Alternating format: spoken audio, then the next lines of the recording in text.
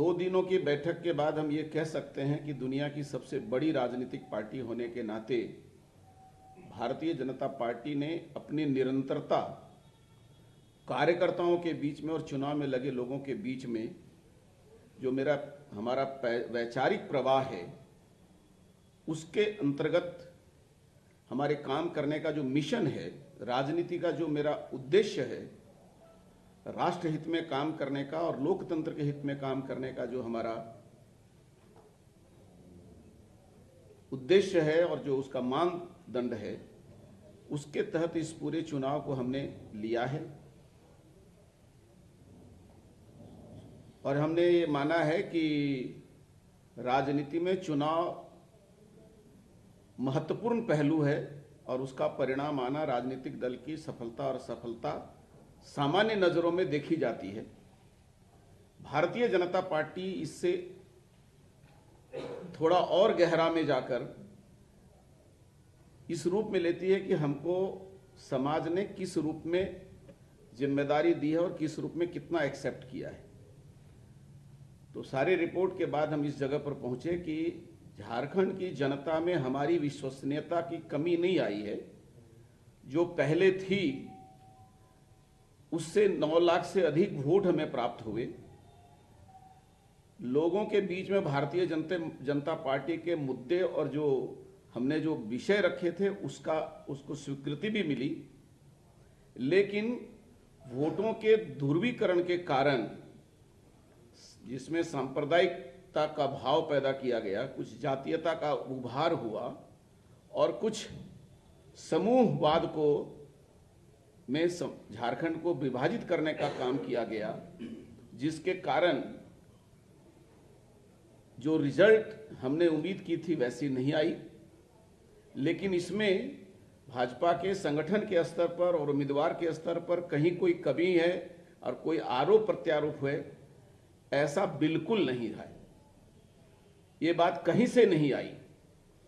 हर एक व्यक्ति ने यह स्वीकार किया कि समाज में हमारी बातों को सराहा गया, लेकिन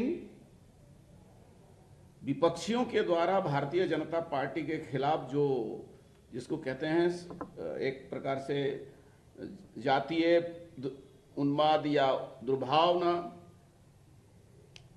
सांप्रदायिक दुर्भावना और अलग अलग कम्युनिटी को भावनाओं को भड़काने का काम झारखंड मुक्ति मोर्चा और कांग्रेस के द्वारा और आरजेडी के द्वारा जो हुआ है, उसके कारण ये ध्रुवीकरण का दुष्परिणाम आया। लेकिन भारतीय जनता पार्टी अपने संगठन और विचारधारा के प्रवाह में इस परिणाम की बिना परवाह किए झारखंड के जनता के हित में आगे अपना काम करती रहेगी, विपक्ष की भूमिका निभाएगी और सरकार में जो लोग आए हैं उनके कार्यों को बहुत ही गंभीरता से निरीक्षण करेगी और देखती रहेगी कि जो जनता के सामने वादे हुए हैं वो पूरे हो रहे हैं कि नहीं हो रहे हैं, और हम एक सजग लोकतांत्रिक प्रहरी की भूमिका निभाएंगे।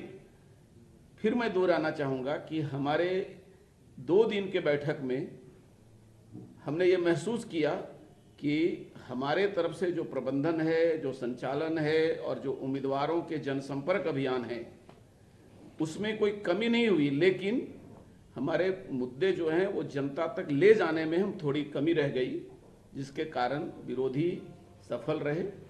लेकिन भारतीय जनता पार्टी झारखंड को अपने राजनीतिक का एक प्रकार से एक बड़ा प्रयोग भूमि मानती है और एक व्यापक दृष्टिकोण लेकर आगे भी काम करती रहेगी।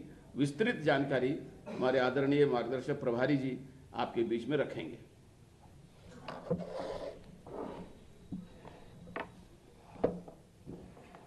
आप सभी को जोहार।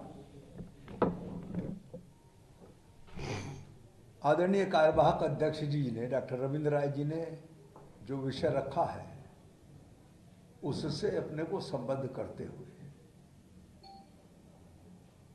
पार्टी की बैठकों के क्रम में कितनी सकारात्मकता थी, इसका अंदाजा आप इस बात से लगा सकते हैं कि आदरणीय राष्ट्रीय महामंत्री संगठन ने कार्यालय में जितने कर्मचारी काम कर रहे हैं, सफाई से लेकर भोजन बनाने से लेकर क्लरिकल स्टाफ तक, उन सबकी भी बैठक ली है और उनसे उनका हाल, उनके गांव में हाल, उनके मतदान केंद्र पर क्या विषय थे, इस सब की जानकारी लेने का काम किया है। इसका परिणाम ये आएगा कि हमारा जो निष्कर्ष निकला है वो भविष्य की सकारात्मकता की दृष्टि से भाजपा के लिए एक माइलस्टोन साबित होगा। एक सच है कि हम हारे, लेकिन चुनाव में अंक गणित काम देता है। जैसा आदरणीय कार्यवाहक अध्यक्ष जी ने बताया कि हमने वोट बढ़ाए हैं, प्रतिशत बढ़ाया है, यानी जनता में स्वीकार्यता बढ़ी है, लेकिन अंक गणित में हम पीछे रह गए। मेरा इतना ही निवेदन है कि इस सारे प्रकरण पर इससे सीख लेकर और बीती ताही विसार दे और आगे के सुधले के सिद्धांत का पालन करते हुए हम इस हार में से मजबूत संगठन निकालने के इरादे का संकल्प इन बैठकों के माध्यम से किया गया है और अंगद की तरह पैर जमाकर समाज जीवन में अपने दायित्व का निर्वहन करने के लिए हम काम करेंगे।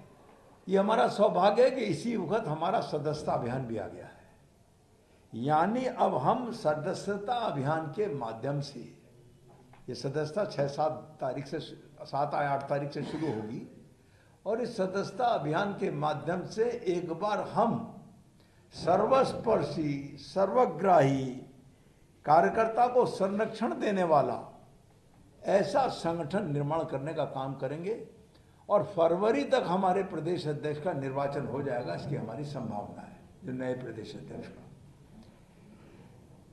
सकारात्मक विपक्ष की भूमिका निभाएंगे हम। सरकार अगर कोई अच्छे काम करती है तो ठीक है, अगर सरकार कोई जन विरोधी काम करेगी तो उसको हम सड़क पर भी जाने में कोई संकोच नहीं करेंगे।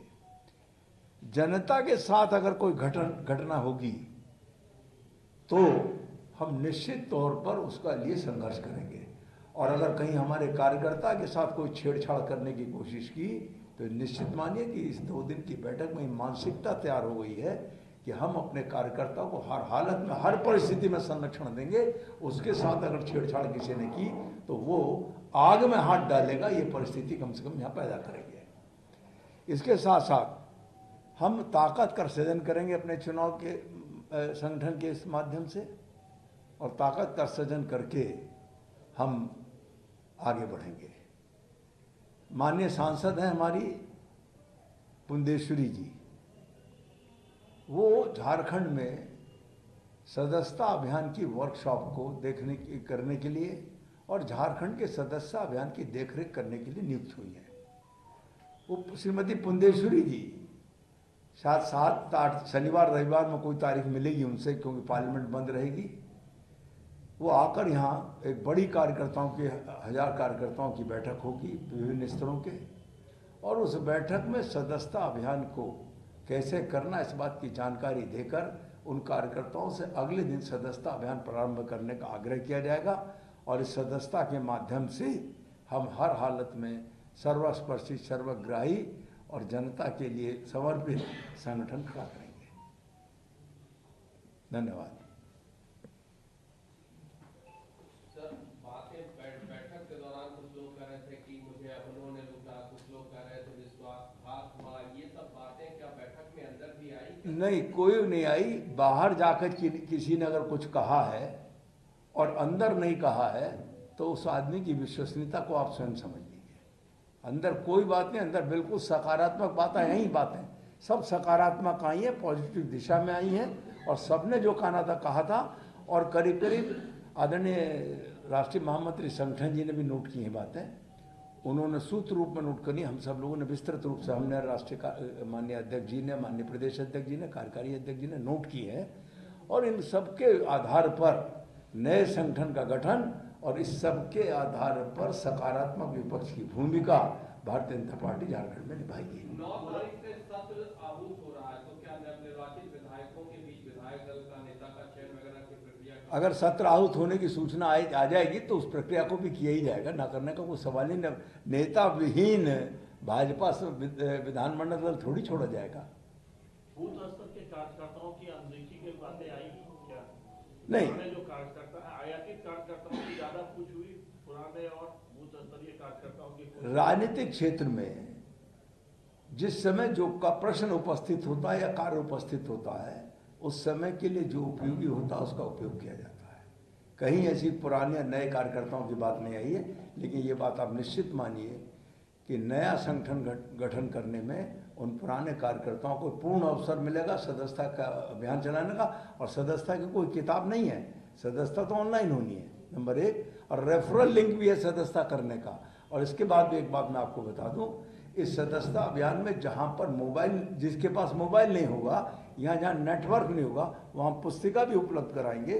कुल मिलाकर हम पहले से अधिक सदस्यता को करके और सदस्यता को सर्वस्पर्शी सर्वग्राही बनाएंगे। कुछ लोग तथ्य लेकर आए थे कि शशिभूषण मेहता जी को नेता प्रतिपक्ष या फिर प्रदेश अध्यक्ष बनाया जाए तो कार्यालय का 13% उनकी आबादी और उन्हें हिस्सेदारी मिलनी चाहिए। मैंने तो देखा नहीं, अगर कुछ लोग आए थे तो भारतीय जनता पार्टी के कार्यकर्ता तख्ती लेके आने की जरूरत कार्यालय पर नहीं है, उनको आना चाहिए, माननीय प्रदेश अध्यक्ष जी से बात करनी चाहिए थी। तख्ती लेके आने के लोगों को नोटिस लिया जाए, ये सामान्य पद्धति भाजपा में नहीं है।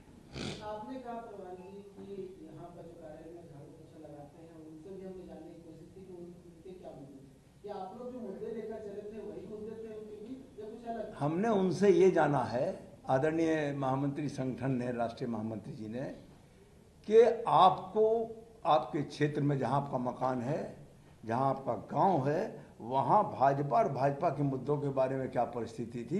केवल एक जगह थोड़ा सा अंतर आया, बाकी सबने सकारात्मक बात कही है। ये जेएनके वाला मुद्दा था क्या? नहीं, कोई मुद्दा ऐसा नहीं था। मैंने कहा ना, जो मुद्दे आए हैं उनको नोट हुआ है, अगले 4-5 दिन में उनको संकलित करके व्यवस्थित बनाकर और इसको पार्टी आगे के कार्य पद्धति का अंग बनाएगी। धन्यवाद।